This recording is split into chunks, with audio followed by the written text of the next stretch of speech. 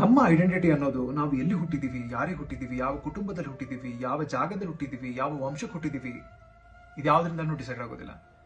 ನಾವು ಒಬ್ಬರನ್ನ ಹೇಗೆ ನಡೆಸ್ಕೊಳ್ತಾ ಇದ್ದೀವಿ, ನಮ್ಗೇನು ಮಾಡೋಕ್ ಆಗದೆ ಇರೋರ್ಗೂ ಏನೆಲ್ಲ ಮಾಡ್ತಾ ಇದ್ದೀವಿ, ನಮಗಿಂತ ಕೆಳಗಡೆ ಇರೋರ್ನ ಎಷ್ಟು ಗೌರವದಿಂದ ನಡೆಸ್ಕೊಳ್ತಾ ಇದ್ದೀವಿ, ನಾವು ಎಷ್ಟು ಗೌರವ ಹಾಗೂ ಮೌಲ್ಯಗಳೊಂದಿಗೆ ಬಾಳ್ತಾ ಇದ್ದೀವಿ, ನಮ್ಮ ಸ್ನೇಹಿತರು ಯಾರು, ಇದರಿಂದ ನಮ್ಮ ಐಡೆಂಟಿಟಿ ಅನ್ನೋದು ಕ್ಯಾಲ್ಕುಲೇಟ್ ಆಗುತ್ತೆ, ಡಿಸೈಡ್ ಆಗುತ್ತೆ.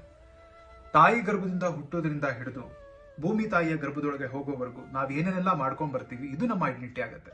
ತಾಯಿ ಗರ್ಭದಿಂದ ಹುಟ್ಟಬೇಕಾದ್ರೆ ಏನೇನೆಲ್ಲ ನಮಗೆ ಸಮಾಜ ಕೊಟ್ಟಿರುತ್ತೋ ಅದ್ ಯಾವುದು ನಾವು ತೀರ್ಕೊಂಡಾಗ ಜನ ನಮ್ಮ ಹಿಂದೆ ಬರೋ ಹಾಗೆ ಮಾಡೋದಿಲ್ಲ.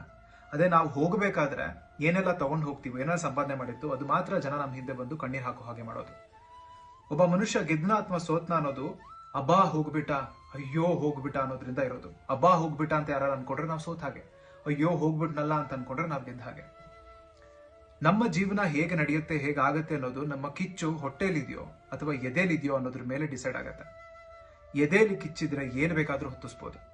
ನಾವು ಈ ಕುಟುಂಬದಲ್ಲಿ ಹುಟ್ಟಿದೀವಿ, ಈ ಕುಟುಂಬನ ಮೇಲೆತ್ತಬೇಕು ಅನ್ನೋದು ನಮ್ಮ ನೋಷನ್ ಆಗ್ಬೇಕೆ ಹೊರತು ನಾವು ಈ ಕುಟುಂಬದಲ್ಲಿ ಹುಟ್ಟಿರೋದ್ರಿಂದ ನಾವು ಮೇಲ್ ಬರಕ್ ಆಗ್ತಾ ಇಲ್ಲ, ನಮ್ಮನ್ನ ಯಾರು ಮೇಲೆತ್ತಕ್ ಆಗ್ತಾ ಇಲ್ಲ ಅನ್ನೋದು ನಮ್ಮ ಕಾರಣಗಳಾಗಬಾರದು. ಉದಾಹರಣೆಗೆ ಕರ್ಣ, ಅವನ್ನ ಕುಂತಿ ತೇಲಿ ಬಿಟ್ರು ವಾಪಸ್ ಬಂದು ರಾಜನಾಗ್ತಾನೆ. ಬಹಳಷ್ಟು ವಿಚಾರಗಳು ಜೀವನದಲ್ಲಿ ನಾವು ಬರಬೇಕಾಗಿರೋ ಜಾಗದಲ್ಲಿ ಬರೋದ್ರಿಂದಾನೇ ನಡೆದು ಹೋಗ್ತವೆ. ಅದು ನಮ್ಮ ಐಡೆಂಟಿಟಿ ಆಗುತ್ತೆ. ಅದನ್ನ ನಾವು ಕ್ರಿಯೇಟ್ ಮಾಡ್ಕೋಬೇಕಾಗತ್ತೆ.